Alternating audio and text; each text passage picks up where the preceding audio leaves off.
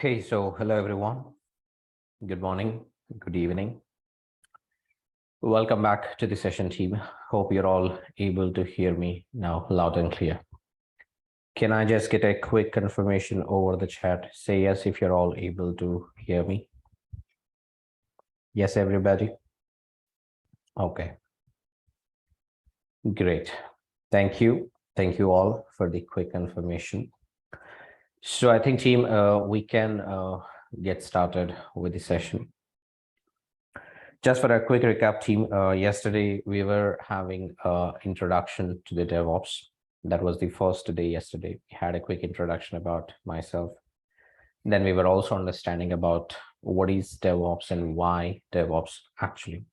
Now, as part of a team, we started off with a little basics discussion, right? We started off by discussing about what is a server and what are applications, what are the different types of applications which we usually run in your computers, and then start utilizing them, right? So we understood, team, the way like the desktop applications can be run and use them. And we also understood about something called web applications, which are usually something that we access over a network, which can be intranet or internet, maybe you call it. So how do I host an application which is accessible on a network or exposed into a network? So we tried understanding about we use a web server and so on, the basic understanding about how do we run some applications in a server, because whatever the role, team, you're working as a software engineer, we are working towards some goal, something we call it as a software engineering, right? We said like it is an approach towards the development, operation, and the maintenance of a software. Now, whichever the role that you may be working, you will either fall under the development area or the operations or the maintenance area of a software. That's what we said. So the goal for everybody, right, is to deliver an efficient and a reliable software product to the market. So that's what we said, team. And in order to implement this process, we followed the various SDLC models over the period of time. Not directly get into the current market, but if you way back, look into it, right? So where we talked about the various SDLC, which usually talks about the tasks involved in the planning, creating, testing, delivering a software technically. The aim is to produce a high quality software. That is what all we said. So this is the idea, team. That's what we said yesterday on the basic. Then I believe we started by discussing the various SDLC models, which is the like evolution of IT, where we talked about the waterfall and what causes the delay with the waterfall model, or how much time really it takes to deliver a software if you follow this SDLC approach. We discussed about the various things like the application infrastructure as data center, physical servers, application architecture, monolithic, what they are, and then how you can understand them, right? So we talked about the various things, team, about the how a physical server can be understood. Sorry, not this one, right? Okay, so I think there is something mismatched, but that's okay. So this is the idea, team. We understood about how the physical and the virtual servers are created. The first two boxes, you may look into it. This is the idea we had it. So this is what we talked about initially. And then we also talked about the agile model, right? The next is DLC model, how it helps us in delivering a software bits and pieces and easier with a faster delivery approach, right? So we talked about the various areas again, about how we converted the application architecture into NTIA, how we converted a physical server into virtual servers for the better resource utilization, better maintenance, and the scalability issues solved. And also we started using some rented servers, which can be also called as the hosted, right? So this is the idea that we had yesterday about the evolution of, IT agile again, how and what is this? And with agile, team, we were doing really great, and we are still using the same agile in the software development process. That is still going to be there, but there are some enhancements, improvements that can be looked at to achieve more speed and stability. That is where we said a lot of work was manual in the agile phase, so we want to automate everything possible. And we're also looking for some solution where we can do a no downtime deployment or a continuous delivery and continuous development, whatever you call it. to enhance the client experience and everything.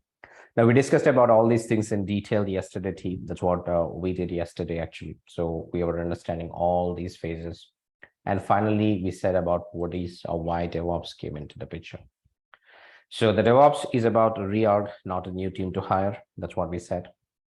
And the DevOps philosophy is to unify the development and operation teams at culture, practice, tools level to achieve accelerated and more frequent deployment of changes to the production. The goal is to deliver an application into the hands of customer, right? That is what all we're doing it. Since we are all the software engineers, we are talking about the software products. So that is what we said. So as part of it, the major problem was the collaboration between the development team and the operation teams. That is a major goal to be resolved with the DevOps culture brought into your organization. Means if your project is adopting the DevOps culture, which means everybody should communicate with everybody.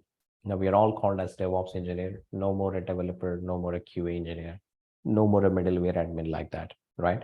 So no more individual roles are given. We are all given a common role called DevOps engineer, and we are all given a common name team, which is called the DevOps team.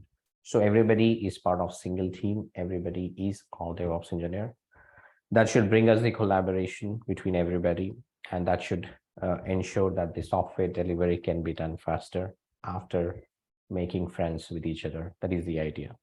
And of course, along with that, we also need to adopt various tools and technologies that we'll be discussing going forward. That is the idea. So this is what we discussed in yesterday about the goal that to achieve a CI/CD mostly by learning the various tools. This is the entire flow of the CI/CD, like delivering the code written by a developer from his machine into a production like server where an end user can use that product.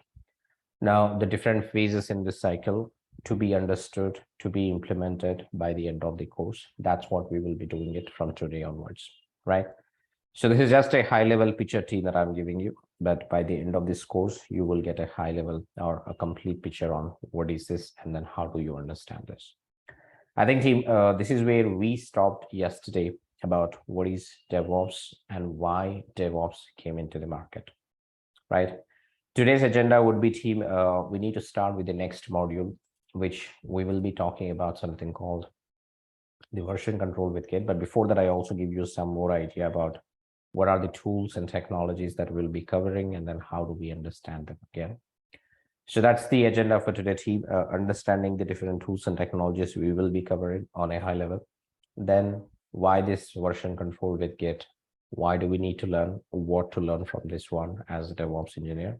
We will try to understand. So the agenda for this is today. I mean, I hope that everybody is clear now. I'm not sure if somebody joined you today, but this is the second session we have it. And we are moving on to the second module in this course, which will be the version control with Git. So I believe, team, everybody is clear here with whatever I spoke so far. If anybody have any questions before I get into this one, please feel free to let me know. We can talk about it.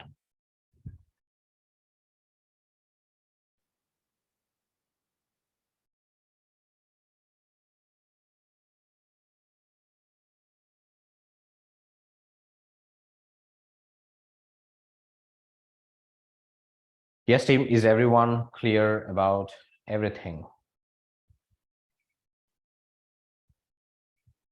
Any questions to be?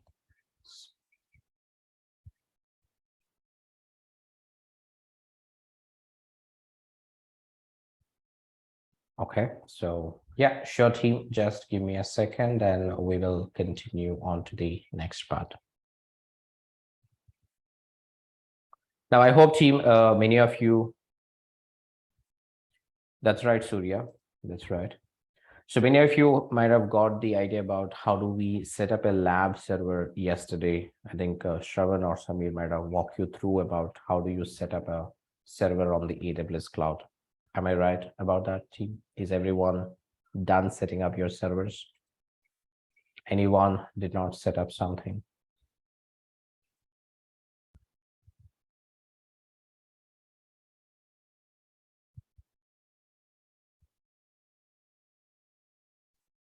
Anjali, did you miss yesterday's session? Now, we talked about why we are using DevOps yesterday, actually, for this DevOps.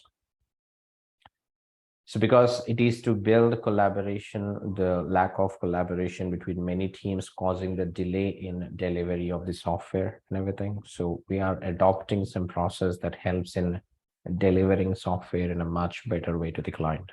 That is the reason we are adopting the DevOps.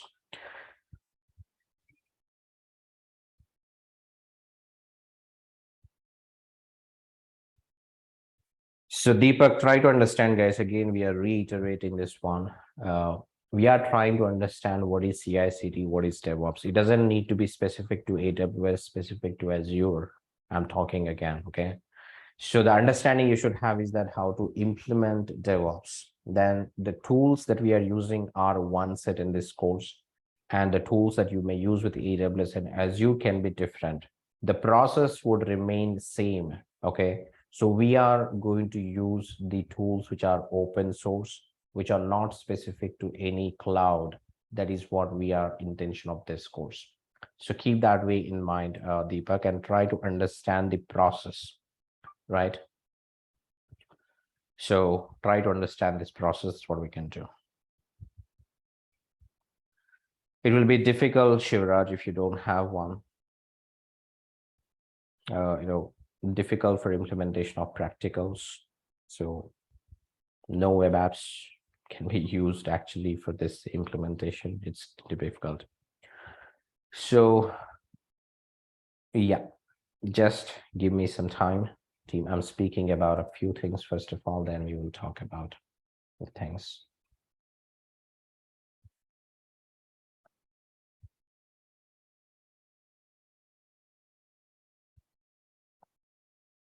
Right, so just for a quick understanding, team, again, the lab setup, which we talked about yesterday already, but I'm reiterating one more time if anybody is new. So we must have a Linux machine, right? We must have a Linux machine where you can practice each and every tool that will be covering in this course. And it is necessary that you must have that. I mean, if you have some, if you don't have a laptop, then it will be a little difficult. So I would suggest that you need to have one, or a desktop, at least we need to have it. And the VM side team, the server side, we are going to work on completely on a Linux to replicate what we do in the real time. Majority of the time in the real time, we use Linux servers for utilizing any of these tools and setup. That's the reason we're focusing on the Linux mostly, right? No Windows, no Mac installations, only Linux installations will be guiding you. So for that reason, team, you may set up a AWS free account. That's what is guided to you yesterday, right? Create cloud VMs or create VMs on cloud. A virtual machine or a Linux server on the cloud is preferred. So we'll be sharing the guides. I think I'll be sharing something if you're not done yet. I think the IntelliPath might have already shared you the necessary guide to create and everything, right? So this is one thing, team, the lab setup that everybody should have before we get started with this course. And second thing about the tools that we are going to implement in this particular course, right? We're starting with the version control with GitHub. That is very much necessary nowadays to understand what are they and how do we use it. Then we also going to understand once the source code is available, right? So once the source code is available, what we'll do with like build the tools, we use Maven, a build automation we use with Jenkins, some configuration management with Ansible, infrastructure as code with Terraform, containerization with Docker, and container orchestration with Kubernetes. And finally, some monitoring. We might use either Prometheus, Grafana, or ELK. There are many tools available. We'll try to utilize any one tool that will help you understand what is monitoring and why monitoring again. So this is the idea. I am going to give you guys, please wait a minute, listen to me, okay? This is the idea that you should keep in your mind, okay? These are the tools and technologies that we are covering in this course. These are not specific to any cloud, remember. These are like the open source tools. Now, if you implement the DevOps with these tools, and you should be able to implement it anywhere, it doesn't matter whether it is AWS or Azure or Google Cloud, doesn't matter to it. Understanding the DevOps implementation is important. So please focus on that part, not to any specific cloud again. So this is one idea, team, about the things.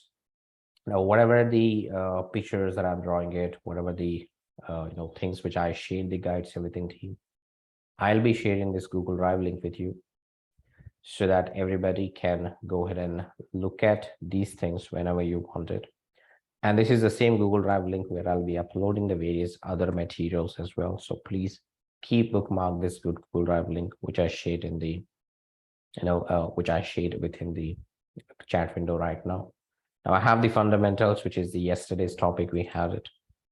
Now where yesterday PPT, whichever I was showing it, is available in this Google Drive right now, which is DevOps V5. And whatever the pictures that we were drawing yesterday, understanding the various app architectures and other stuff and everything, right? So all those things are available here, whatever we discussed yesterday. So please do look into them accordingly.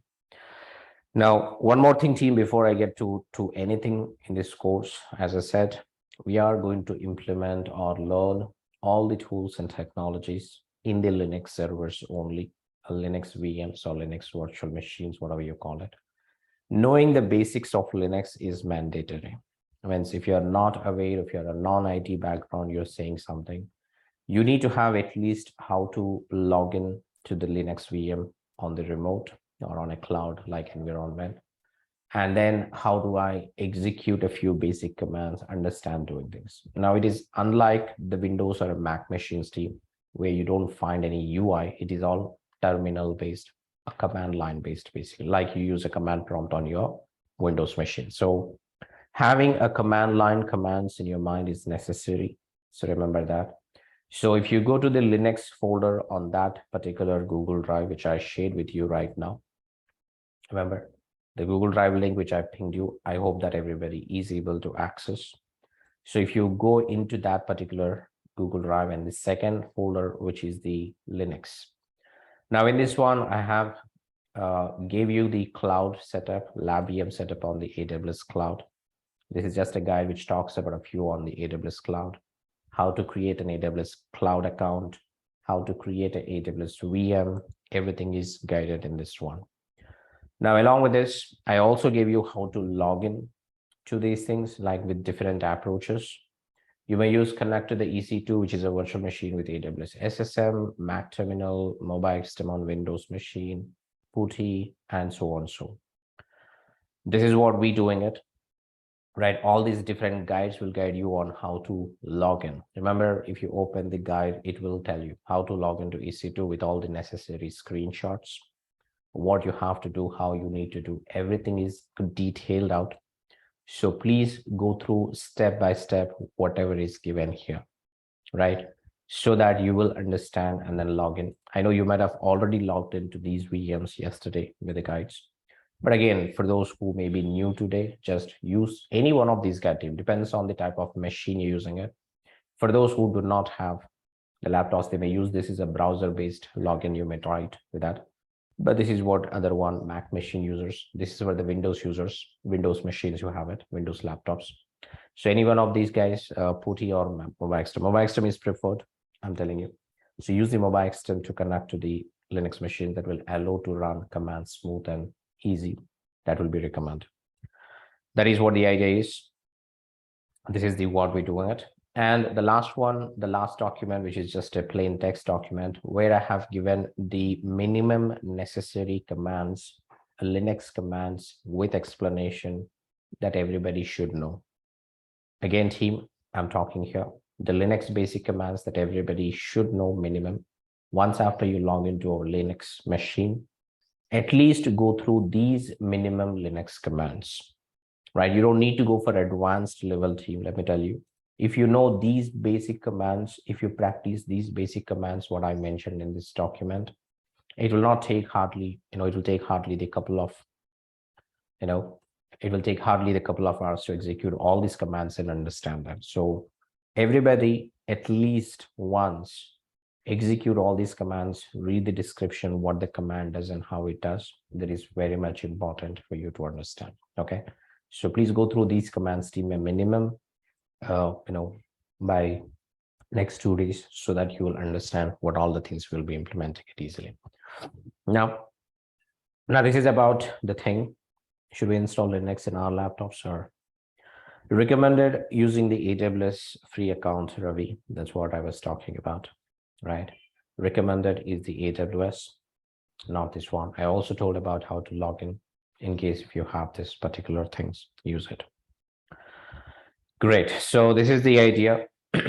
You need to follow the Linux. We're not teaching Linux, but we are just directly getting into the third module, or the second module in our course, which is directly the the introduction to the version control with Git, right? So this is the idea, team. I think before that, I should supposed to create my VM. I didn't create it, sorry. So let me quickly create a EC2 instance for myself, so that we will start getting into the practical mode than the theoretical mode mostly.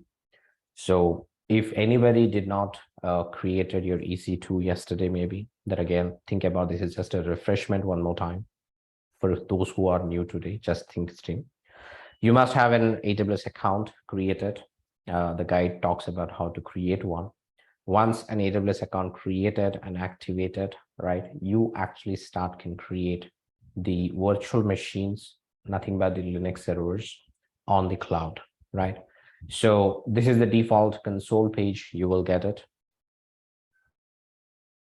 Follow me, Karthik. So this is the default cloud console page. You get it, from where you can actually go to the services on the top and then say you're going to create EC2. Right, once you click on the EC2, it will try to go to this page where you might see a launch instance button directly. But before you create this launch instance, I would suggest you to do a couple of things.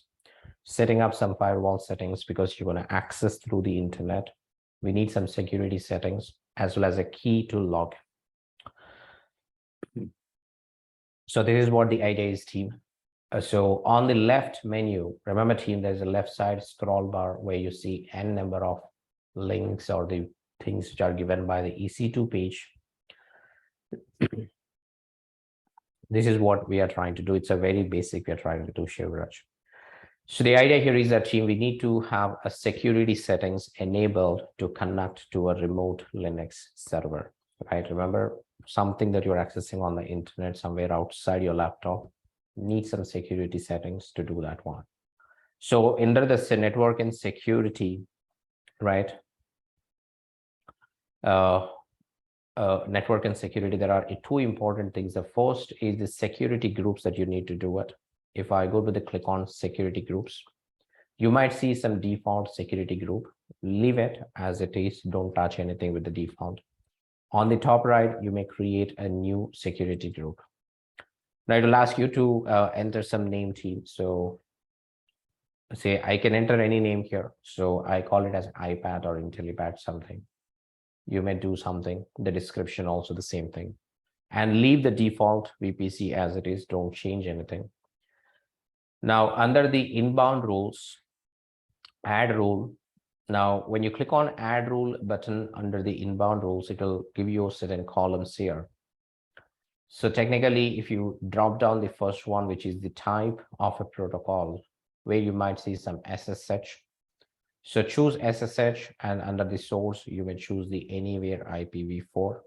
These are the two important settings to be done once you click on add rule on the first rule, which is SSH and source. And add rule again, one more time, it will pop up one more row with the same columns, right? So again, I'll drop down and choose all traffic in this one, right? And the same thing under the source field again, which is anywhere IPv4. Under the inbound rules, ensure that you have two important rules configured. One is the SSH, one is the all traffic. And this is going to give you the flexibility of running any type of a software and access it via the network, since we are talking about mostly the network services. Remember that. SSH is a protocol to log into a remote VMs and that is necessary. Okay, the SSH is the protocol to log into the remote servers. Like RDP, you do it on the Windows side, the remote desktop protocol. Here it is called the SSH in simple words. So once you select the inbound rules, now that are about the inbound rules, then we talk about the outbound rules, right? And then the outbound rules, keep it as it is. And then the tags, if you want to keep one, you can keep it, but not necessary. Say the name, I'm using it. And I say that this is my iPad.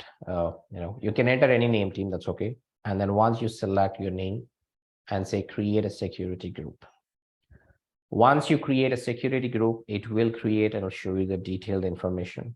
But you may go back to the security groups page to see it is created and is available with the necessary permissions. So ensure that, team, you create a security group first of all. We will be using this later, but ensure that you create this at least once. Second thing, after you creating a security group, we also need something called a key pair that will help you to log in to a remote Linux server account. To log into a remote server, we also need something key pair. Now, if I click on the key pairs, you may not find anything. If you already have one, that's great. But click on the key pairs. And then on the top right again, create a key pair. Now enter a name again, whatever you want, just enter it. Choose the key pair type will be RSA, and the private key file format will be the PEM.PEM only. I'm using it. So better use the PEM itself. And if you want to add a name to this as well, you may add it. That's your choice. Right, and see that okay. It is not necessary, team, that is optional only, but I'm just entering it accordingly. So create a key pair. Now, once you create a key pair, remember that, team, it downloads a file onto your system and ensure that the file is downloaded. Say, in my case, it is the ipad.pem file, which is downloaded in my downloads folder. Likewise, in your system, somewhere the file will be downloaded. Remember, team, this file is very critical and important to log in to a remote Linux server that you will be creating on the AWS cloud. So this is what it is. Once we have done with this, remember, once we have done with this, you have done setting up some necessary security settings, security groups, and the key pair, which is necessary before you create an instance. Now, this is a one-time task only, team, means throughout the course, you may use the same things. You don't need to do this again and again. But once you do the necessary security settings, now let's go back to the instances page on the top again. Click on the instances drop down and click on the instances link below. That will take you to the next page. This is the page you may see it, or on the top again, you may click on the EC2 dashboard if you want it. But I would prefer you to go with the instances link under the instances section. On the top right, you see an orange button again, which is the launch instance. If you click on the launch instance, it will take you to the next page, where again, it will guide you to enter a few configuration details that are necessary. The name to your virtual machine one, say I call this as the VM1. The name to the virtual machine you're giving is VM1. You may give any name, that's your choice.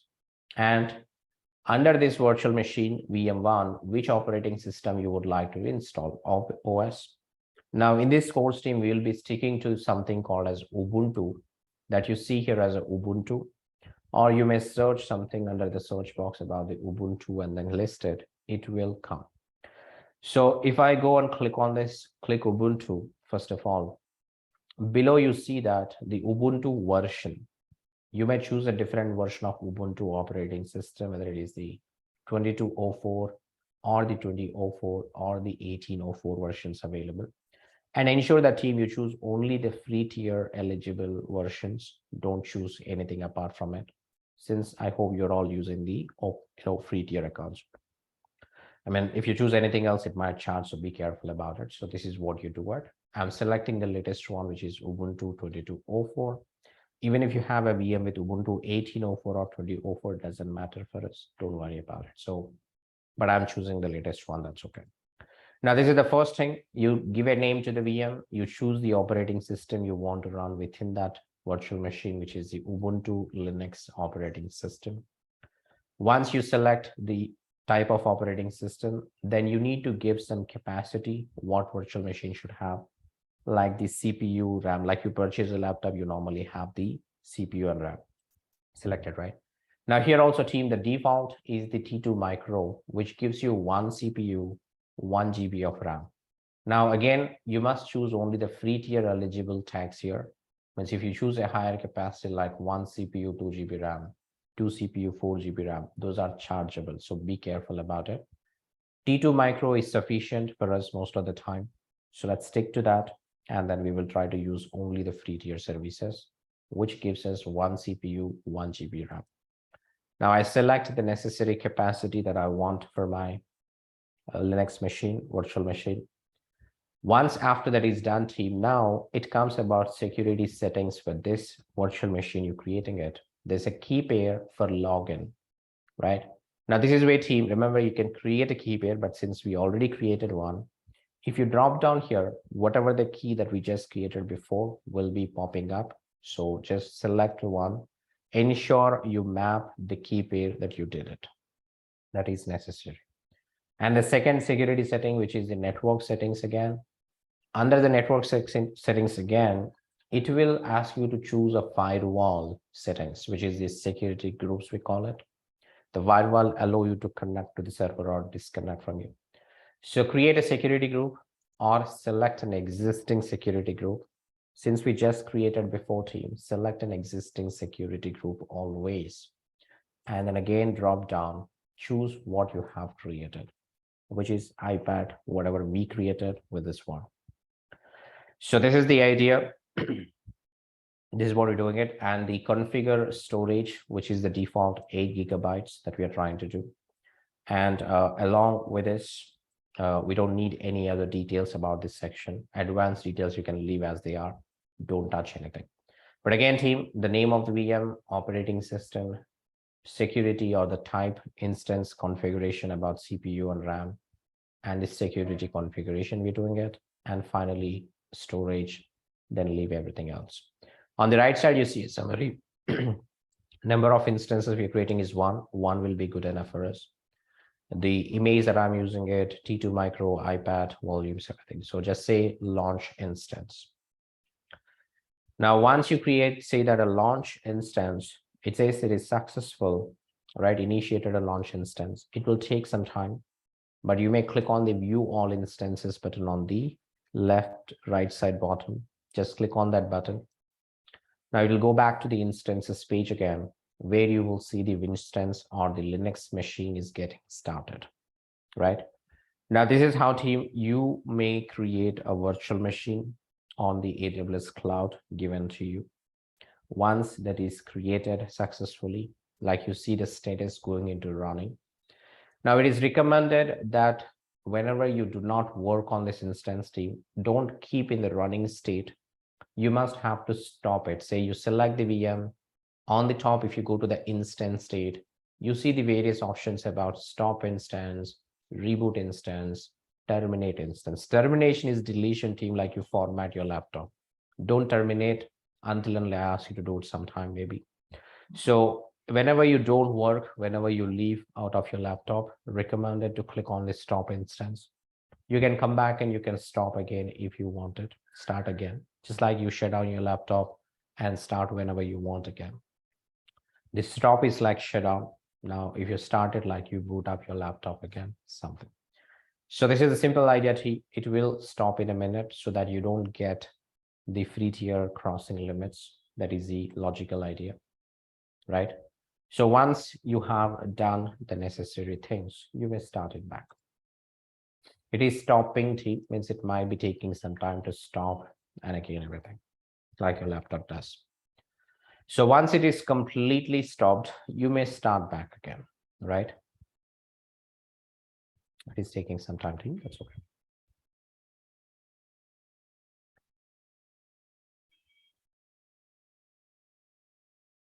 Okay.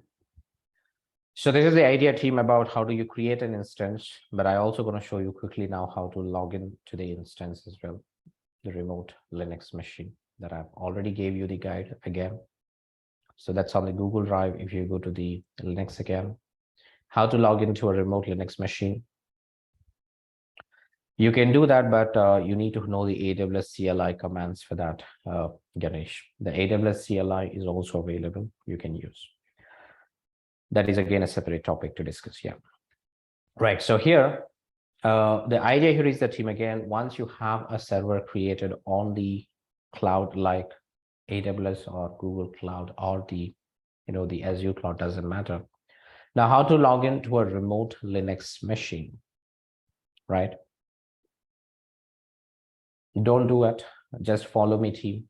Do not do anything with me right now. So the understanding, we want it. So just listen and understand the things, team. Nothing else you do it apart from this one. You cannot delete the default security groups, guys. Do not delete them. Okay, do not delete the default ones. You cannot do that.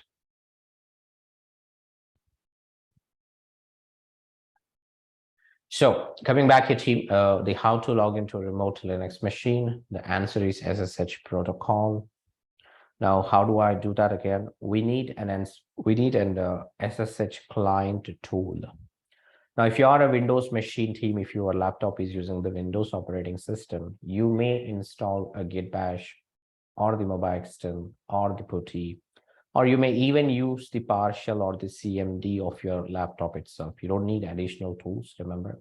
If you're using the latest Windows operating system like Windows 10 or Windows 11, you don't need any additional tools. You can use the PowerShell or the CMD command prompt of your Windows machine directly for SSH. But again, I would suggest you to go with the mobile system on the Windows machines always. The guide is given on how to install and work with that. And if you are a Mac user, you may use your Mac terminal by default. If you're interested in installing some additional tools on the Mac, you may use item, something like that. But those are the general tools that you can Google and find them and install them. But the guides are there as necessary again, right? So this is just a thing, team. We are talking about how we install. Looks like, yeah, my instance is stopped finally, team. Like you see that now stopped. Once it is stopped, you may just click on the start instance again to bring it back what like you log, like you launch your laptop, start your laptop simply. Now it may take a minute, remember again, to come up completely. Once it comes up completely, then we can start logging in. Now, to log in to a remote server team, we need three important information. Remember that since we are connecting over a network, right? So technically, the remote server IP address, some public IP that will be given to you by the AWS. Since we're using the Ubuntu Linux operating system, the default username is always Ubuntu. You don't need to change that. And the last one, which is a password. The password is nothing but a PEM file that you downloaded. Remember again, the password is nothing but the PEM file that you downloaded here. And that's what we're going to use it. So on your Mac terminal, and it is like Mac or CMD on your command prompt or a mobile system, whichever the terminal that you use on a Windows machine or the Mac machine, the command is simple like this, right? You need to do SSH-I, the PEM file, the username, which is Ubuntu at the public IP, the IP that you get it. Simple, right? So this command would remain same thing, whether it's a Windows machine or a Linux machine, depends on the type of tool using it. If you use mobile system or PowerShell or CMD, the command remains same thing. Mac terminal, also the same thing. This is the idea that you may get it to. So if this is up and running, let me show you. Yeah. You see this team, I have this particular instance, virtual machine is up and running. Now, if you select this checkbox, it will give you a lot of details below about the instance details. Now, under the detail section, team, below, you see something called a public IPv4 address. You may also get some private IP addresses that are not accessible on the internet. If you are connecting using your laptop and it is going through the internet to the AWS cloud, right? So you need an internet connection always. So this is the public IPv4 address. This is also called a public DNS. You may use either a public IP or the public DNS value like this. So I'll be using the public IP team. For this, again, I need to launch my application like the terminal or maybe something like item, the SSH client that I want to use it on my laptop. This is my Mac machine team. So I have the item as a client. Now, once you have loaded your terminal, Now, first thing is that team, you go to a folder where your PEM file is downloaded. Remember team, I have the downloads folder, right? The downloads folder where I have my iPad PEM file. Now this is my folder, like I need to go to the, my user and everything. So technically team, you have a user home and then go for this one, right? So if I go here team, the PWD, the present working directory, this is a Linux command. If you look at it, the path on my system is like /users training and it downloads. The same folder team, but I'm just giving it as the command line here. Now, if I do a ls-l is a command on the Linux to list the contents of directory. Now you see that whatever the things that were in my downloads folder, the same thing here, you're seeing on the terminal basis. That's it. These are two different interfaces where you're seeing the data, the same type of a data again. So in this one, I see my PEM file, which is the ipad.pem file, which I downloaded. Now, along with this team, there is one important setting that you do.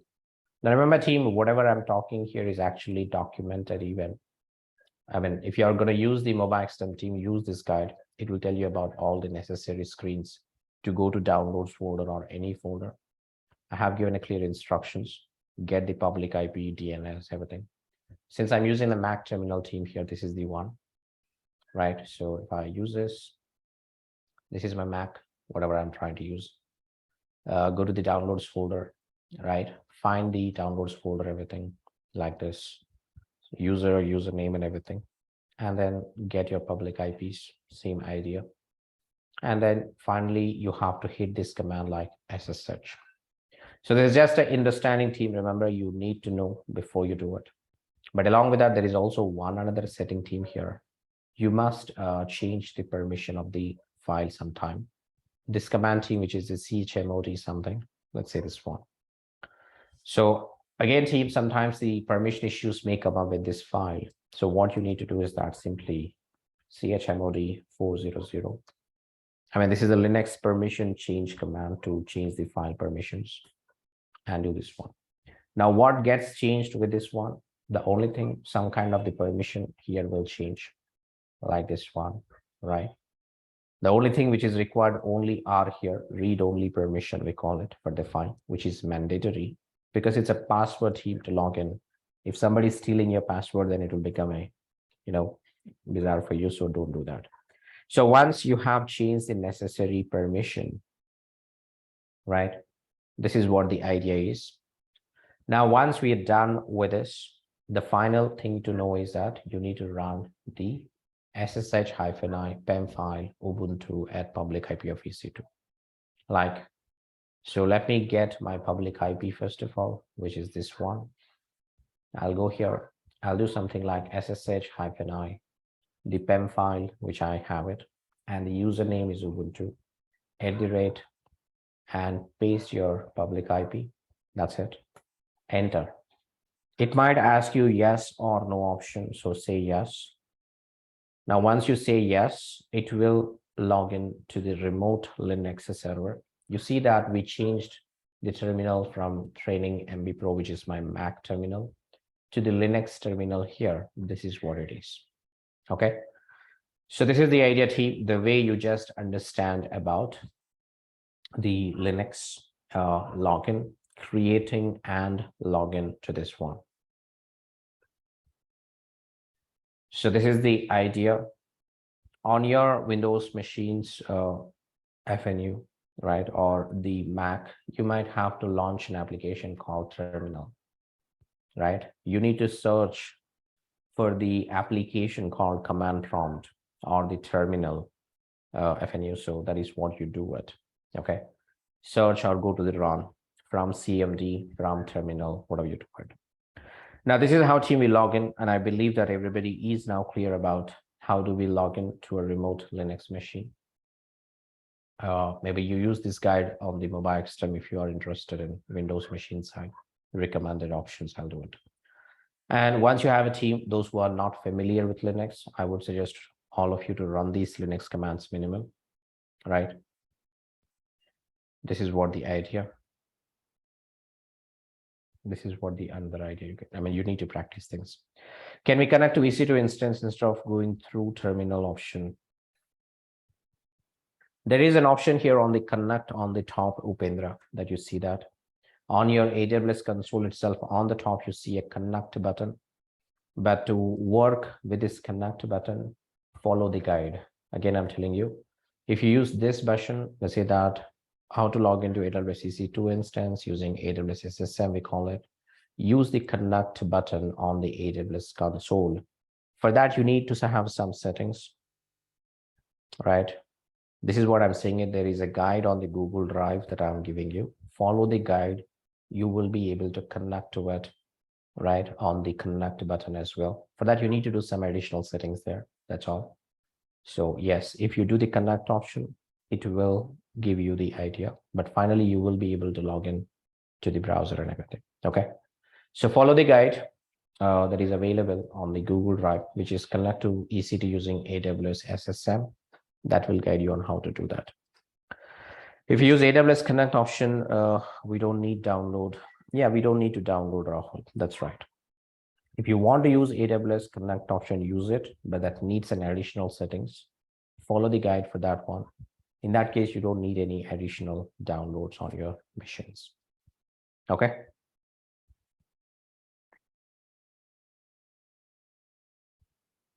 If you're using EC2 instance on AWS, you do not need to install anything on your personal computers, Srivani. You don't need to install any Linux VM on your personal laptops. Okay. Personal systems is not required. Okay, so are we going to install Bitbucket in the Linbox? No, we're not going to install a Bitbucket. Bitbucket is altogether a different thing, Ganesh. We're not working with Bitbucket in this course. Right, so I believe team now everyone is clear about the way we create instance, the way we log in, and this is a mandatory thing that everybody should know before we get into the any actual topic in this course, because most of them will be practical from now onwards. So are we all clear about how do we create instance, what settings needs to be done, how to log in to the instance and keep the instances ready? Yes, everybody? Any questions? If anybody had missed any step, team, I would request you to go back and check the recording after the session today and follow the steps one more time. Okay, that will easily give you the idea to create instances if you follow step by step.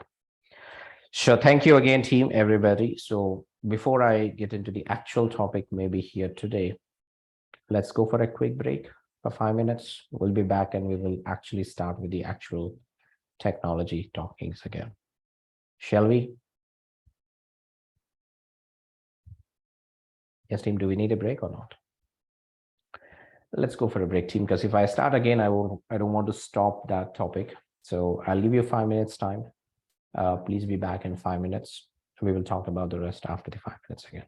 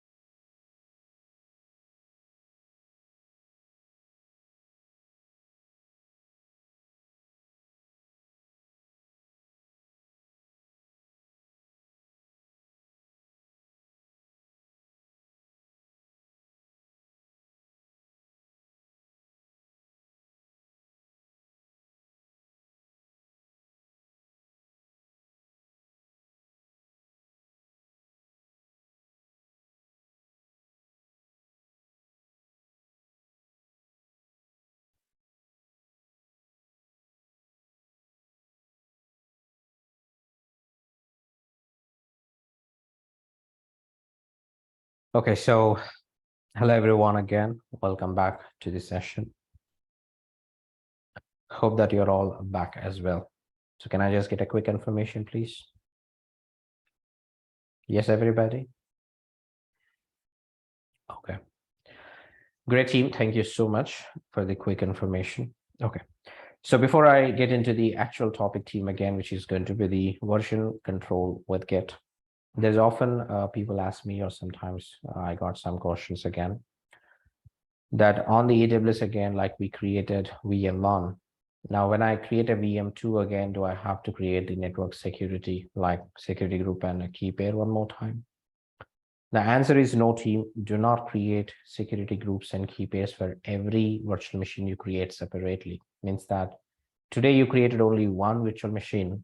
Tomorrow you might create 2 or 3 more as well. Like say you want to start one more machine, one more virtual server. Say I call this as the VM2, for example. Now, do I have to create another security group and another key pair? The answer is no, right? The same security group, the same, the same key pair can be used against n number of virtual servers, right? So please do not create again and again the same things, okay? Only thing is that you keep creating virtual machines, the network security, the security groups, and the key pair creation is one-time job. Once you set today, that can be used throughout the course until you finish whatever you learn, whatever the number of VMs you're going to create, everything is going to remain same thing, right? Say I'll try to choose again iPad, use an existing security group, and say again iPad something. So use the same thing against multiple servers, and that's what is recommended throughout this course. Do not try to map a different key pairs. Like you see on the right side, the security group name, I'm using the iPad for both. Key name, I'm using the iPad for both. So likewise, you may use the same value against n number of servers. So please do use like that only. Do not create multiple security groups. Do not create multiple key pairs until unless you know what you're doing it and you know why you're doing it. Do not do that. Okay. That will remain same thing. It is the same password to log in to multiple VMs. That's how you do it, Ravi. Okay. It is the same password for all the servers, same rules for all the servers. Okay. So this is one important thing, team, because many a times people confuse with this, and then they say that when we create a new server, we are not able to access something. So technically, you might be mistaken there. So please be careful about those things. Okay.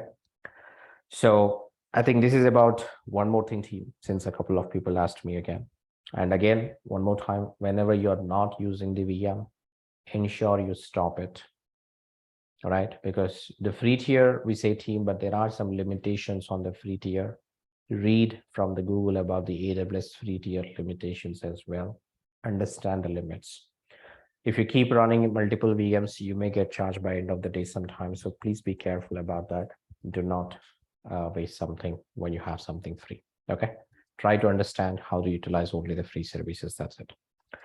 So given these statements, team, about the just setup on the AWS, everything, right? And just for our lab purposes, we are using AWS, nothing more on the AWS we're discussing here. I hope you all understand that. And thank you so much for your patience so far, for those who already have done these things, for waiting. Now let's get into the actual topics, team, which are like your version control with Git.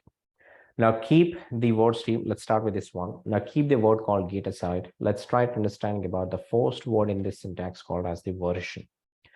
Now we're all dealing with software, team. We are all working as software engineers. So think about only the software for now. And tell me what is a version in terms of a software you understand, right? So what is a version with a software term you can understand, and how do you define a version is? What is a version is technically? Yes, team, let's get into the discussion here. So tell me, what is a version? New updates, updated, more update from software, multiple core files, changes made to the original code. Thank you, Amit. Increment to the previous code. Yes. Now, why we need to version? The question is that this is the one. Now, remember, team, whenever we release a software into the market, now any software that you are using in your phones, think about the iOS or maybe the Android or the Android OS mobiles, right? So iOS, whenever we release every year, says 15, 16, 15.1.1, 16.2.3, right? So technically, team, we are tagging a number. Remember that we are tagging a number with the software release that you're doing it, right? Every time you release it. Now, what is the purpose of this versioning?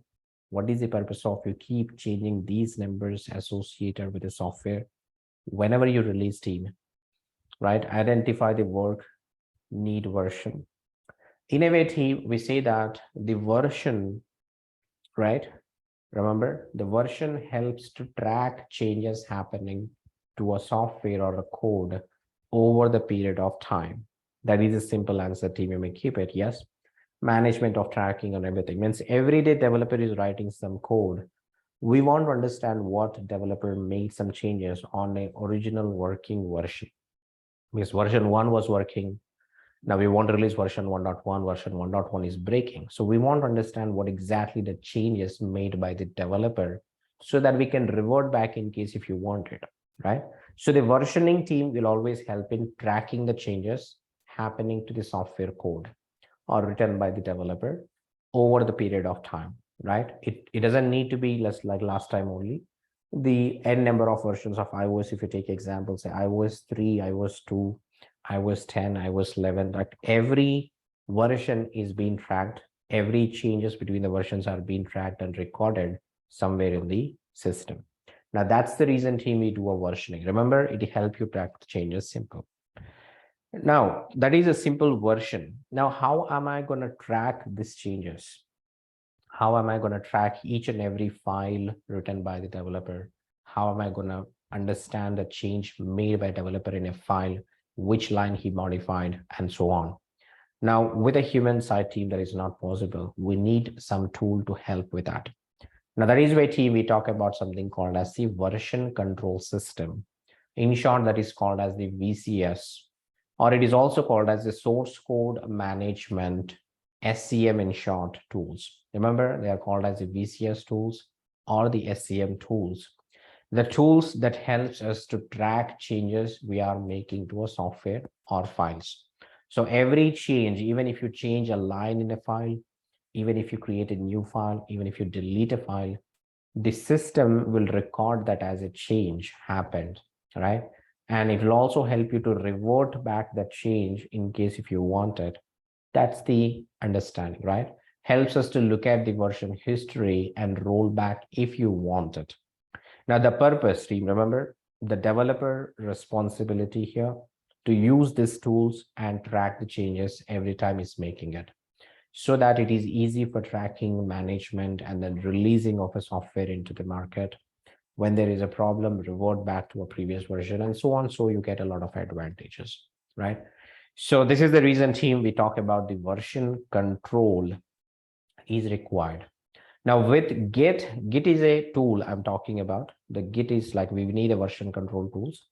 Git is one of the version control tool that help you to track changes made by the developer on software code. That is the idea.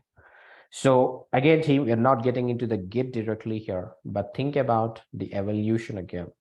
So remember, team, we're not directly getting into the Git today, right? Previous to the Git, there are many other tools were also used. So if you talk about the types of version control systems, again, we had something called a local version control system.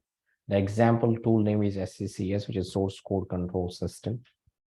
The centralized version control systems, like we use SVN or CVS or a TFS, the tool names I'm talking, like VLC Media Player, Windows Media Player, QuickTime Player, like every product, every solution has multiple vendors.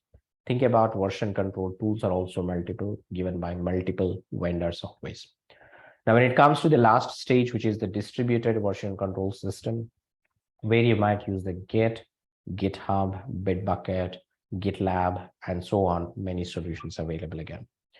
So we'll talk about one by one team, the advantages and disadvantages, why we are actually using the latest one, which is the Git, right? So let's understand, team, about what is called a local version control system, right? What is a local version control system and how do I understand that? Now, this is where team think about it. A local means that a local to the developer machine always. That is the simple understanding you may keep in the mind, right? So which means that team, remember, whenever a developer starts working or any person who is going to be a developer will get a laptop, right? A laptop with an operating system in it for sure, or a desktop with an operating system. Think about anything, right? I mean, okay, let me change font here.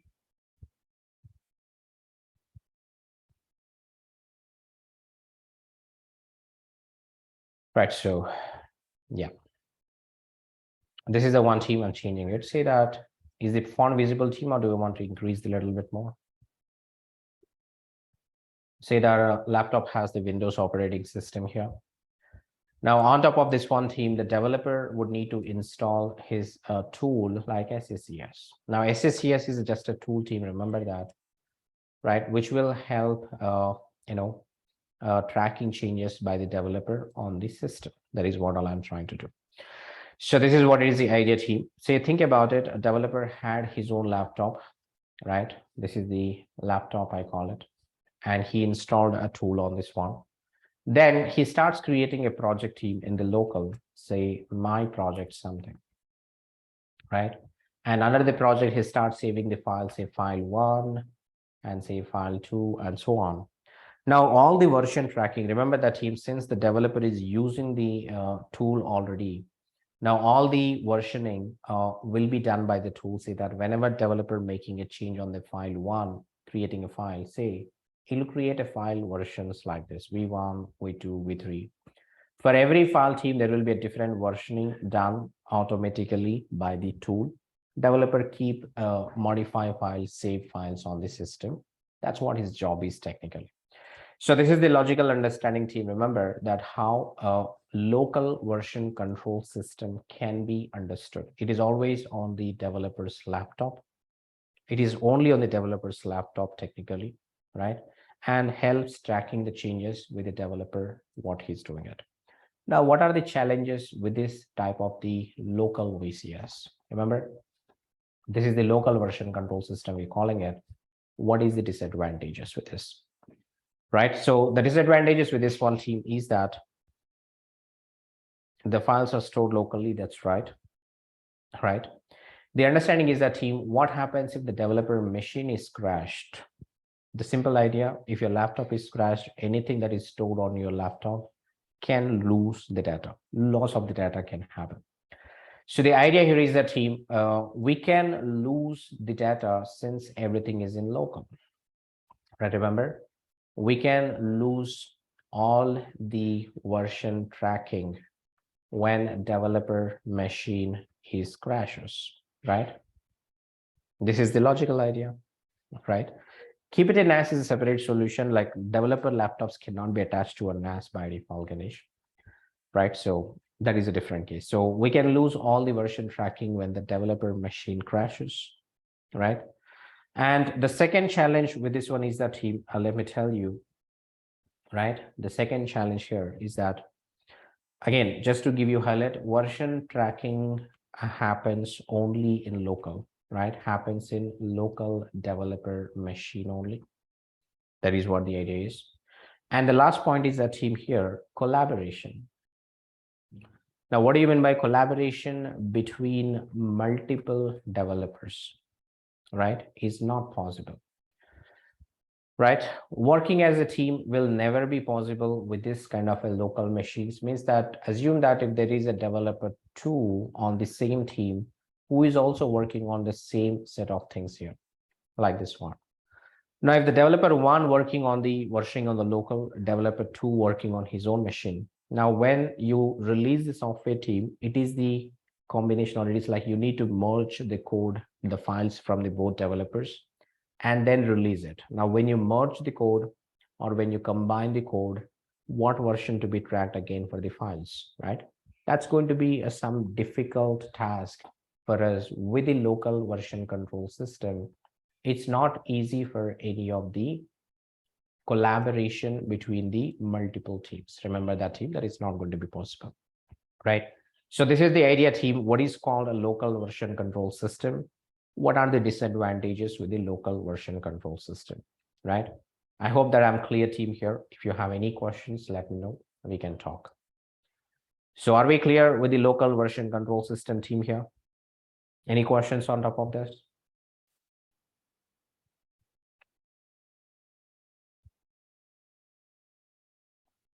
Okay, so to address the challenges we had with the local version control system, team, we found a solution called as the centralized, right? Centralized version control system. We're not using all those things. We're trying to understand them. The best one, we will be using it, Raju. That's what is the idea. Now, the solution is that, team, we understood, right? So we understood some challenges with local version control system and say that, hey, we need a better solution. Then we started thinking about it. Then we invented a centralized version control system, which means that, team, keeping the things in a centralized server, right? Or you may call it as a remote server, right? So think about this one, team, here, the remote server we're talking, just like think about, team, a Google Drive. Now, I hope that everybody is using a Google Drive, right? Now, when you fear to save something in your local, you save something on the cloud, which is the Google Drive, something like a remote server, we call it, where you might set up some solutions. Say in the centralized phase, team, we're not using the Git. We used something like a tools like SVN or a CVS or the TFS, like tools were installed on a remote server. And then all the projects were created on the remote server, say my project something, and the code will be saved here, file 1, file 2, like the version tracking of these files will happen on the remote servers, technically V1, V2, V3, and so on. The version tracking is happening on the remote server on the files and everything. How does the developers connect here, team? Simple. Now, you know the network, internet connections, intranet or private network connecting. So here, the flexibility now is that, team, now the multiple developers can connect to a server which is in the remote using a network, right? So this is the network-based connection. They will connect to the remote server, right? This is my developer 1, for example, and this is my developer 2 machines, laptops, they have it. Now, once they connect to the remote team, they can take a copy of the code. They can take a copy of the code, say my project. So they take the files only. The changes that they can check out the files, the file 1, file 2, and everything the developers will take out to the local, or they may directly modify in the remote. There are multiple options are given. So whatever the choice they have it. Say that, assume that the developers are taking the code into their local, checking out the code files, and they start making the change here. Now, when they make the change, team, nothing will happen. They save the file in the local. Now, once they're done changing something, once they finish with the coding, they will upload. Now, remember, team, uploading is also can be taught as the push, right? Upload code or a push code to the remote server. Now, when they push the code, say, for example, the developer 1 modified the file 1.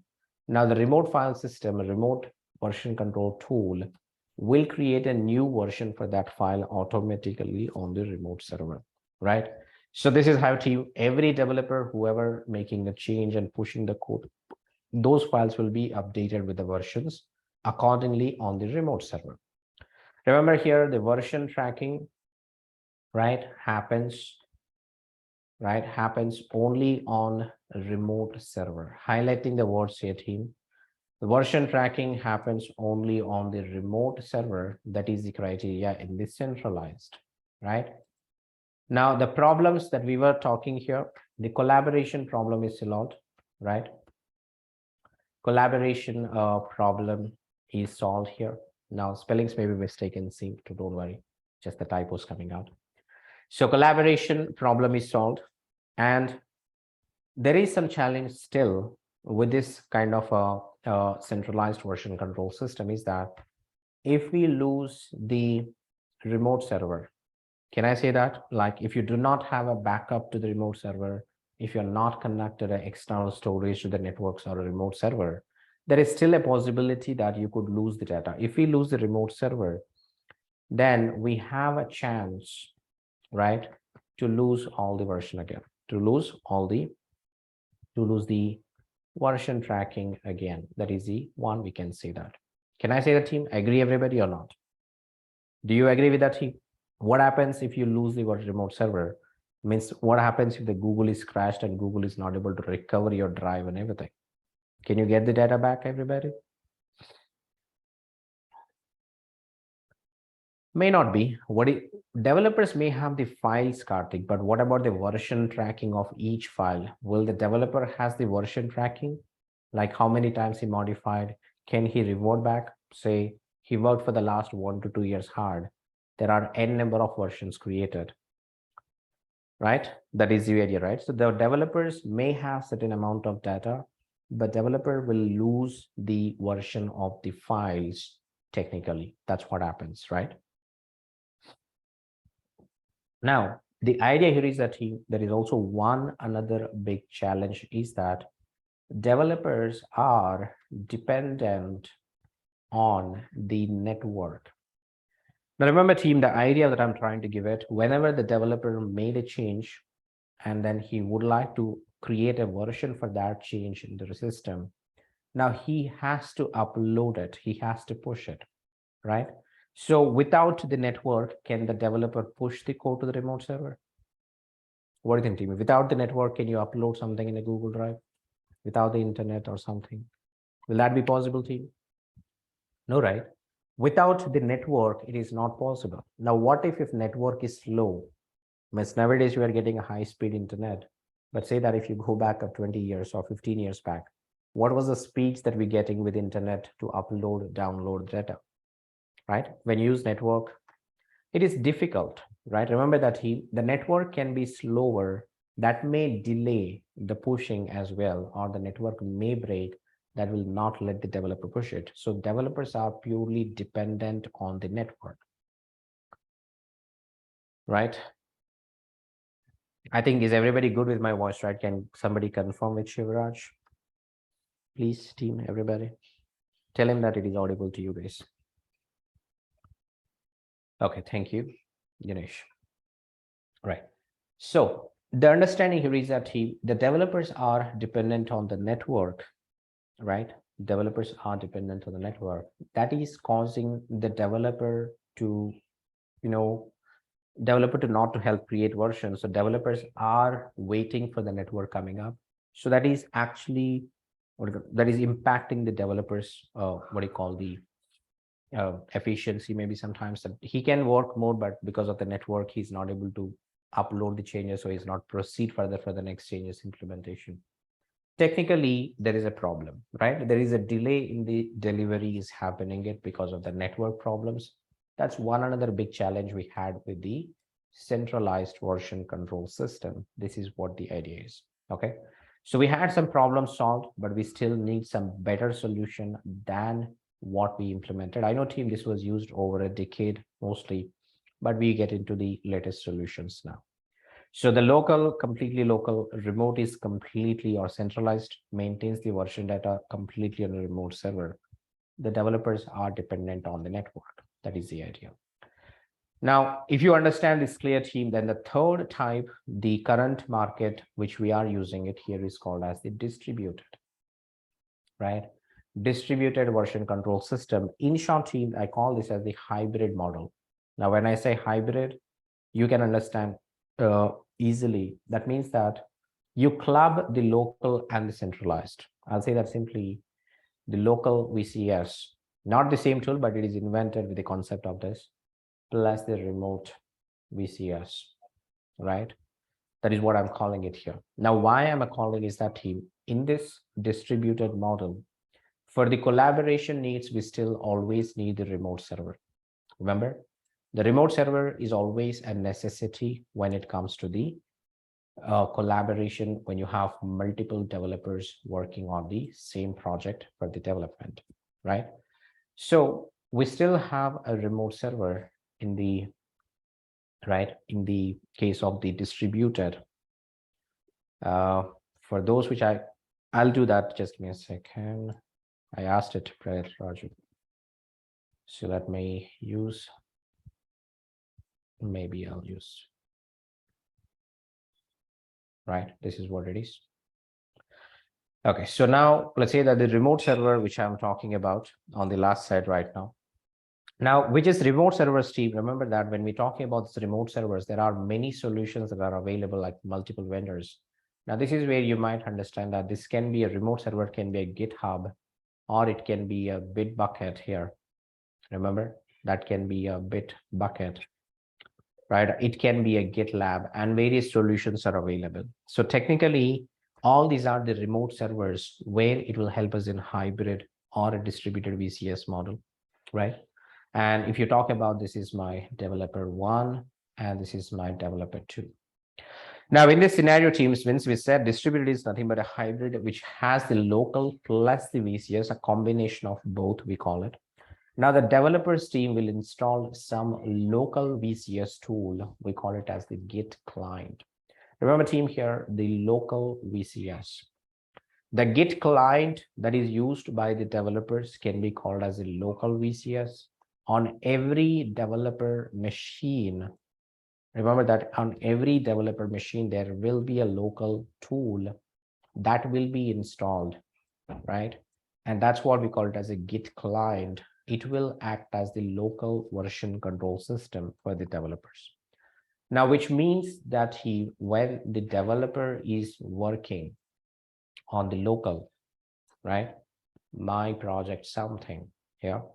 Now he will create a versions file 1. Now all the version tracking will happen in the local itself. First of all, whenever developer is making a change, committing something, saving some code, all the version tracking will happen for all the files under the local system itself of the developer, like this.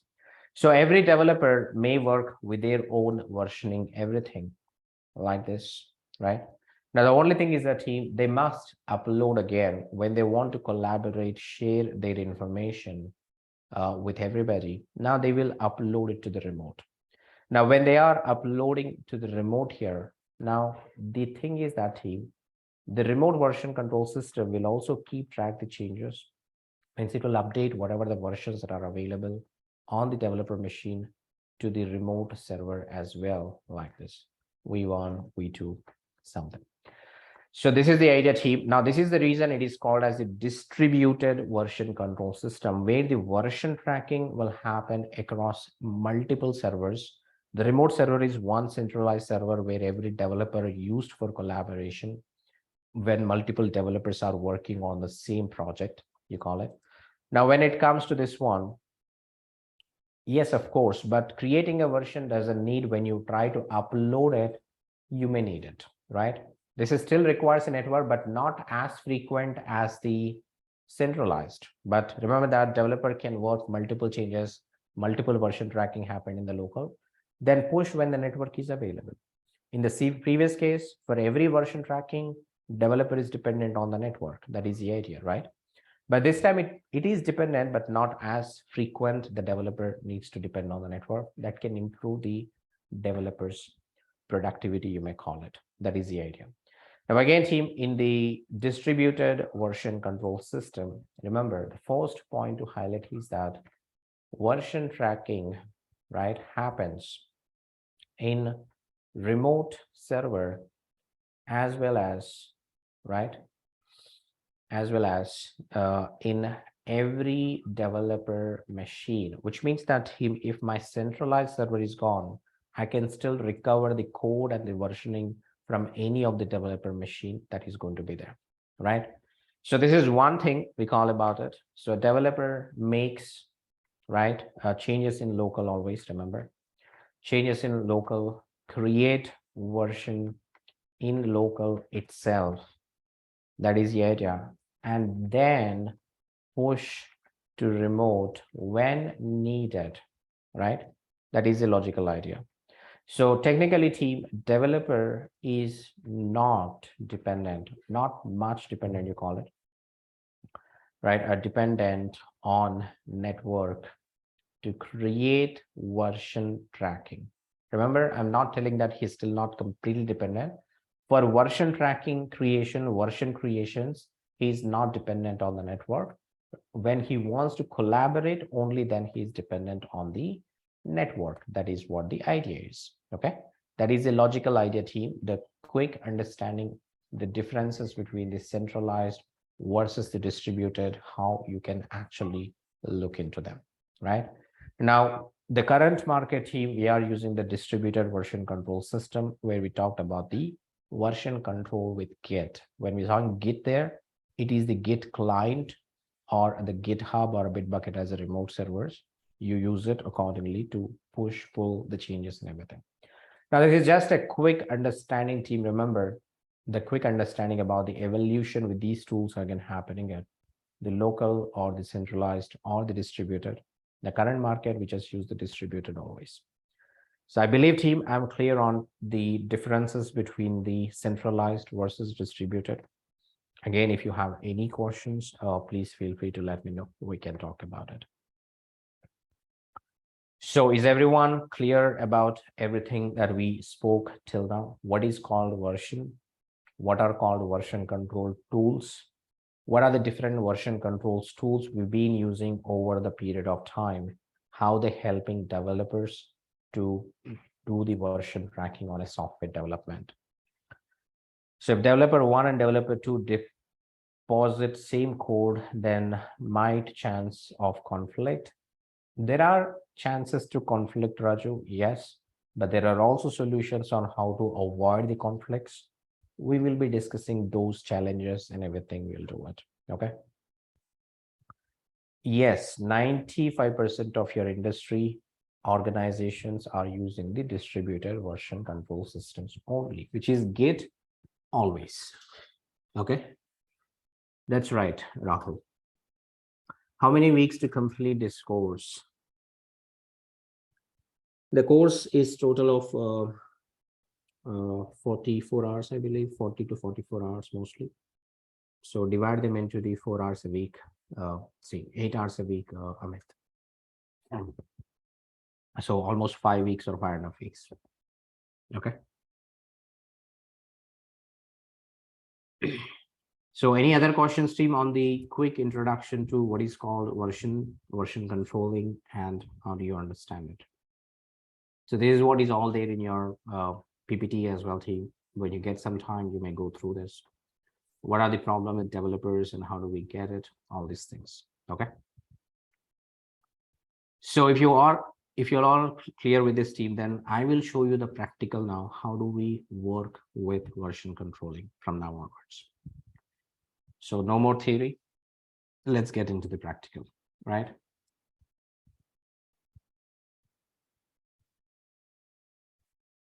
So in this situation, team, remember what we're gonna do is that, team, assume that yourself as a developer or something, or a DevOps engineer, it doesn't matter nowadays. Everybody is working on a Git for some scenarios. So assume that yourself as a developer or a DevOps engineer who has your own personal laptop given by your organization, or kind of the server that you have it, right, where you would like to work with Git. So the idea again, team, assume that this is the a server or VM or an EC2 that we created, right, in which we have the Ubuntu Linux, right, Ubuntu Linux. Now, what we're going to work initially, team, is that we actually going to install the local VCS client, which is the Git client. Now, we need to understand the local team, first of all, which is going to act as the local VCS to you all. So what we'll be working, since we already have a machine here with the EC2 server, where we have this one. Now, we will try to install a Git client on your EC2 instances and work in the local project creations, local version tracking, everything. Now, once you understood about the local completely, then we also going to talk about the remote a little bit.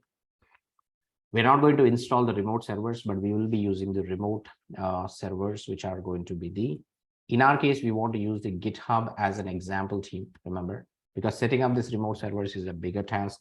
You might need a VMs with at least 8 CPUs and 16 GB RAMs. That is not going to be possible for this course. That is the reason, team, we will be using the publicly available solution. This is a public solution, team, we may call it. We can set up some private remote servers as well. So technically, the remote GitHub will be using it. The idea is that you just go to the github.com website, right? Here, you may want to create an account. Not now, I'm telling you, just giving an idea. This github.com is going to be using as a remote server for our course mostly. So I would request everybody to create an account here if you do not have one already, right? I'll tell you how to work. The only thing is that you just click on the sign up right now and then create an account, keep your account and keep your credentials logged in successfully. That's it. Not today. After the session, you do it whenever you get time. By tomorrow, if you can do that, we will try understanding the various scenarios. How do we work in the real time as well? Okay. But this is the remote server, which we will be using for our course. And this is the solution like we have EC2. We will try understanding all the local version tracking, first of all, how to use this Git client tool. Then we will move on to the remote server. Now, why I'm stressing on this one, team, because when I'm working or when we are working on the local client, don't ask me about how to work with remote as well. So let's keep one by one, stick your questions to the local. Once we understood everything in local completely, then we will move on to the remote. How do we work with remote servers as well? Okay. I hope this clears your something clarity before I get started. With that being said, team, let me log in to the remote server. So you can use if you are comfortable, Harsha. But again, the installation instructions that I'll be sharing is mostly for the Ubuntu Linux. If you can grab the installation instruction for installing some tools for the CentOS from the Google, you can use it. I don't have any, objection about it. You use it if you want it. Is developed VCS and is used. That's right, Sweta. You may say that that is the latest one, the latest technology, which offers many benefits over the older technologies. You may understand that way as well. For local Git bash on your Windows machines is okay, Ashwin, but that is to be installed on your Windows laptops, right? I'm talking about the Linux. If you want to use default security group, you may use it, but update the security firewall settings, as I said, Raju. But I would suggest you to create a new one. Okay. So team, everyone, just follow me. Don't do anything. I know you might have your servers ready, but don't do anything. Just follow me to avoid any confusion later. Okay. The first thing, as usual, team, we will be logging into the remote server. The same command every time you want to log in, right? Like this. You hit it and then it will start logging into the remote. Now, whenever you want to log out, you may type in exit. Sorry. Exit will log out from your remote server, brings back to your local laptop again, remember. But every time you want to re-log in, whenever your session is disconnected, whenever you are disconnected from the remote session, it is that you always have to write the same command to re-log in to the remote server. Just like whenever you want to re-log into your internet banking, use your credentials. Same as such, whenever you want to log into a remote Linux server, use the credentials that we had and log in again. So given the scenario, team, that we have this particular user that you logged in, remember that here we logged in as an Ubuntu user, and this is called as the host name for that Linux server, like you have your computer name on your Windows. Now, once you have this one, team, this is a normal user which may have a super privileges, like if you have a Windows machine, team, with a minimal privileges, not as an administrator, remember. In order to install some tools, in order to install something, you might require an admin privileges, right? So on the Linux machine as well, team, you need to switch to an admin account, also called as a root user. So there is a command called sudo su-, right? If you do a sudo su-, right, helps you to switch to an admin user. That is the idea, right? Or we call it as a root user in Linux technically. Now you see that the switch will happen, that sudo is a Linux command that will help you to switch user. Su is a switch user simply. And then we're switching from Ubuntu to the root. That is what we do it. So this is the logical idea team, that we become an admin user or a root user to install something. Okay. Now in this VM team, you may have the default git install, like you may run a command like a git ---- version that you might see sometime the git is already being installed. Okay, that's fine. If it is already installed, great, not a worries, but let's try to reinstall it as well so that you will know how to install some instructions. Now for all the lab practical team, I have already made notes, so do not worry about making a notes of everything there. So I'm giving you a repository where you find n number of documents about practical labs that you're going to execute throughout this course, some additional sessions as well, additional advanced topics as well. So if you use this GitHub link team that I pinged in the chat window right now, this has all the practical lab documentation, right? You may have some additional documents which I'll share later, but this is what I'll be using mostly. Now in this one, you see that the various folders again, the folder which we are interested in now is about the Git. So open the Git folder. Now under the Git folder, you have the various things. Now there is an install folder that you have it. How do I install a Git client software? Now, if you go to this page, you have the various things again. Install Git client using a script like shell script. We don't need to know much right now. Now there are some manual installation steps which you have it. Install a Git client on the Ubuntu operating system, or install a Git on a CentOS or a Fedora, like different type of operating system. The instructions may vary. Remember, depends on the type of operating system use it, the instruction will always vary. Now here, the first command which I already taught, which is the sudo su hyphen to become an admin switch user. That is what we executed already.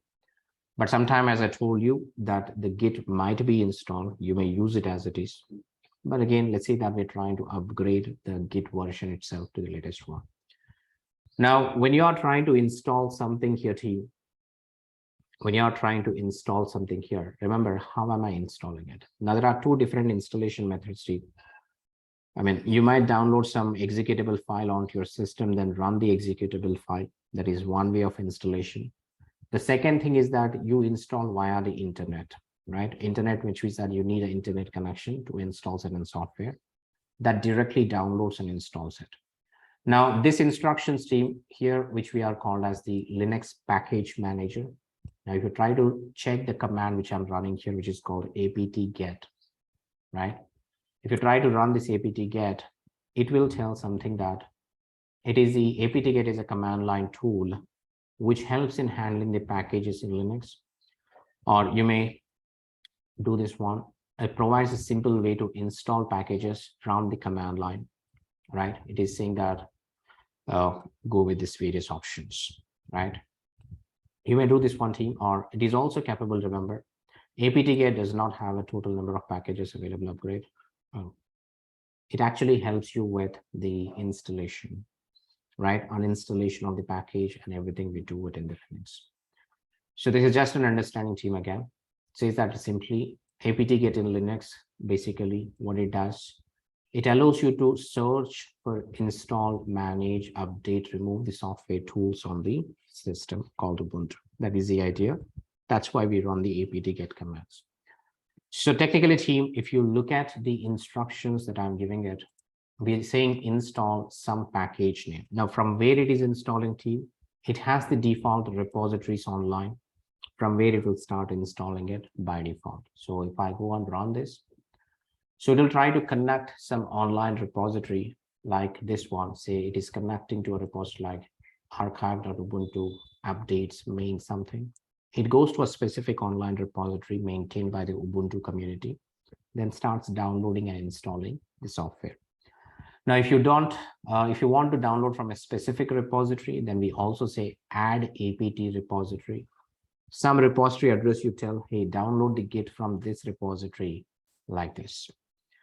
So when you say add apt repository, it will try to add the repository address to your system. First of all, say that here, the Git core something, go to this repository and download and install. That's what we're telling you. So it is like online repositories from where you're downloading it and installing it. So you just do an update if you want it. Means if you want to update an existing packages, you may try updating it. Just run the instruction. And then finally, we say that apt get install git-y. Now, when you try saying this one, now it automatically connects to this particular repository. Understand there is a Git client software to be installed on my machine. If it is already there, you will try to upgrade it to the latest version. That's what the commands that we are executing. And it is all the command line installation team. We will be doing it. It is recommended that everybody know the command line installation methods as well. Now, once you install it specifically, then if you go on say git -- version, one more time, you should see that the Git version has been written. Now it is at 2.40. Previously, team, before the installation, the Git version was around 2.34. If you see that, right, means this commands that we did, it did install the latest version of the Git client software, which is the 2.40.0 something, right? So this is how, team, we can install a package. This is also called as the software Git client installation or local VCS installation on a laptop. I know you can install the Git on the Windows as well, team. It doesn't matter. I'm just showing that Linux machine installation. So Git client installation, if you go for it from the official Git page, now you see that a Git local branching on this one here can be installed on the Mac, can be installed on the Windows, can be installed on Linux. So we are right. So this is what we're trying to do mostly. As a DevOps engineer, you will be working on the Linux mostly, not like the developers, remember, right? The developers may work on different types, but the DevOps engineers, 99% work on the Linux machine. So we're trying to give you that. So the Windows and Linux is your choice. If you want to install it, follow the instruction from this particular official downloads page. That will help you in installing the Git client on the Mac or the Windows as well accordingly. But again, we will be sticking to the Linux. We will be working only on the Linux. Please try to understand that. Right. Now, once we installed Git client software team on my system, on my virtual, the Git -- version, right? So this is the idea. Now you see that we have successfully installed, it is available. Now the understanding here is that, team, right? So how a Git can track a file, right? How Git starts tracking any file on my system. Remember, team, with your operating system, team, you might get n number of directories, n number of files, right? Remember that again. Here, with the default operating system running within your laptop, within your Linux virtual machine, it has many directories and many files. That doesn't mean that, team, Git is going to track each and every file in your operating system as well, right? That is not how we do it. Now we want to have a Git to track only the project which I created. So this is the reason, team, we always have to choose a specific folder which Git needs to track it. Now what I'll do, simply I'll do something like mkdir my project. Remember, team, mkdir is a very basic Linux command, right? Very basic Linux command to create a directory like a folder on your Linux machine. Now I just hit this command, it will create the directory. To list the directory created, you do a ls-l command. You have a directory created, which is this one. Now I want to go inside the directory, my project something, right? Now we're switching the directory, team, like you get into the directory. That's what we're doing it. cd is a change directory command. We do it. Now this directory, team, as of now, it is empty. There is nothing under this particular directory as of now. Now what I want is that from now onwards, whenever I create a file in this directory, whenever I modify a file in this directory, when I delete a file in this directory, I want Git to track that information. Not everything in my computer, only this particular folder. Now to tell Git to track this particular folder team, we will initialize the local Git repository, we call it. There is a command team. Remember, you go inside my project and run a command called git init. What does it do? It initializes, right? So it initializes the local Git repository, we call it, right? This is what the idea is. Let's say that when you do a git init, it prompts some message. It says that something, whatever it is, don't worry. At the end, it says team initialized an empty Git repository in this my project. Now, what did it do, team, when I initialized it? Simple that it created a folder called .git. Now, which means that team from now onwards, if you make a change, it will record a change of the file in this particular folder, considered as the local Git repository from now. Okay. So once you initialize the local Git repository team, you can just do a git status. Status is a command team that will tell the current repository status, right? All the git commands should be running within this git local repository, which can be your my project repository only. Now it says that on branch master, no commits yet, nothing to commit. So don't worry about these things, right? We will understand what is a branch, what is master, what is commit, everything. But this is the simple idea. So git init will initialize a local repository. That's all it does it. Nothing else it does. It just creates some automated directory called .git, Krishna, Harsha, right? Now, as of now, we haven't done any changes. When you run the git init, assume it is creating a .git directory. That's it, under the my project folder, okay? Now, once it initializes, if you start making changes from now onwards, if I start creating a file, right? If I start modifying a file, if I start deleting a file in this directory, it will start tracking the changes. That's what the meaning of this one. Okay, that is what already. So I believe, team, everyone is clear until this point, like the way you install a Git client and the way you can initialize a local Git repository in which we can start tracking the changes locally. Any questions until this point? Please feel free to speak. Feel free to let me know. We can talk about it.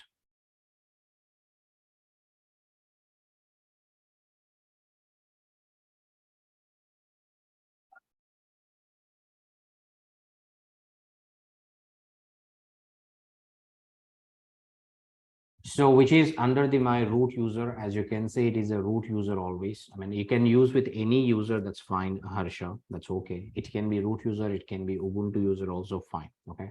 The only thing, you just created a directory, right? So what we did, we initially installed the Git client, then we created a directory. When we switch into the directory, then we ran a git init command, then we check the Git status of the local repository. That's all we did. How did you set up which directory needs to be under CVS? That's what I created, Ganesh. That's what I'm saying it. I created a directory. I went inside the directory.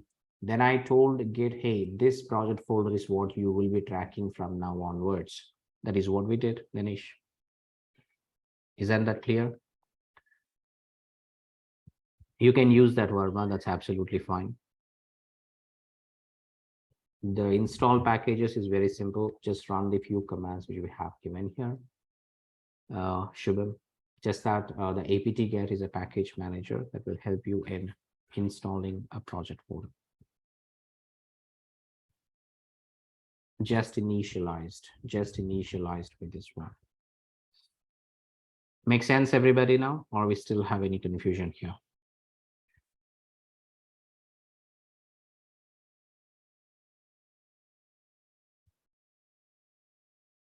Okay, so if you're all good with this team now, let's move on. For those who are completely new team, some things might be not going into it, but what I would suggest is that in some time, just go and execute the commands blindly sometime. That will give you more clarity than you just listen, right? So instead of thinking about what does it do, how does it do, just run it first of all. Don't need to understand, don't understand the command, even just a suggestion for your team if you want to follow. The way I learn a new technology always is that see, once I read a document, I may not understand much things. Once I look at a command, I may not understand much. What I'll do first is that I'll do a reverse engineering approach. First, I run the command. I don't know what it does basically. Let me tell you honestly. Whenever I learn a new technology, whenever I start learning some new things technically, I don't think about what a command. If somebody asks me to do it, what does it do? No, don't think about like that, right? First, I execute it. Then I see the result. Then I read it. Oh, what it is doing it. Let that way it will give you more clarity, right? So if you didn't understand that way, then re-execute one more time, delete, re-execute. A couple of times you run, then you will understand simply. It's called reverse engineering or reverse learning approach, we call it. If you feel that is good, then try to do it as well. Sometimes it will help. So just a suggestion, team, not to mandatory this one. Any way you do it, that's your choice. So the idea here again, we just initialized a simple local repository. That's all. From now onwards, what I will be doing it here, right? We start making changes. Now try to understand, team, what is called a change here. Remember, team, in a simple understanding, what is a change? What is a change, right? Now, don't confuse, team, when we say changes or means that I'm changing it. I mean that simply create a file is a change because the file is not exist. There is a new file created. Git treats it as a change again. Now, second thing is that you modify a file that is also change, or modify a directory something, create a file or create a directory that is also change. Now, the third thing we are talking about something called as a delete a file, right? A directory that is also called a change. Remember, team, in a Git repository, or what Git repository is actually treating as a change is that it is nothing but create, modify, delete. That's it. Anything that you create inside the project directory is called as a change. Anything you delete inside the project directory is called as a change. So we start seeing that. Hold on your questions, team, for a minute. So we start saying that from now onwards, we start making changes. Now, what do you mean by making changes? The changes are something that create, delete, and modify. I will do everything, guys. Just give me some time. Okay, just give me some time. Let me just listen first of all, understand the concept. So here, first thing is that, team, since the directory is empty as of now, the only thing which I can do is that I can create a file like this one, say 1.java. Now, before I execute a change, team, let me show you the git status command that it says there is nothing. Say that nothing is there. But once I start creating a change, like I want to create an empty file, which is a Linux command. So you have to be familiar with the Linux commands that I'm running it here, like touch. Now I run one file. So I say that I'm going to create another file, which is an empty Linux files, empty Java files maybe. Now you see that there are two files that are created and are present within your current project folder. Now, if I go and check the status, say git status, now Git says that, hey, I found some files which I'm not tracking yet. Do you want me to track them? Now Git recognized in the current directory right now that you created two new files, right? It says that I see there are two files which are not tracked yet. Do you want me to track these files? Git is asking you, right? Now you can ask Git to track if you want it, or you can ignore it as well. That's your choice. But if a Git has to track the file now, we say that a Git add and the file name, which means that technically we're asking Git, hey, you can track the 1.java file, but leave the 2.java file. That's what I'm saying it like this.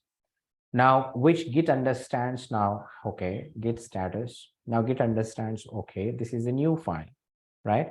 The file was not present earlier, now the file is present. Now I know that there is a 1.java file available. Okay, Git has a memory now that this is the file available. If you want to start tracking any other file, do the same thing. Every time you want to track a file, track a change, you do a git add command actually. Now, if I do the git status again, now you see that this is the one. Now remember, team, in this stage, we have done two things. We created a file, then we asked Git to track this file, track the change or a track a file, we call it.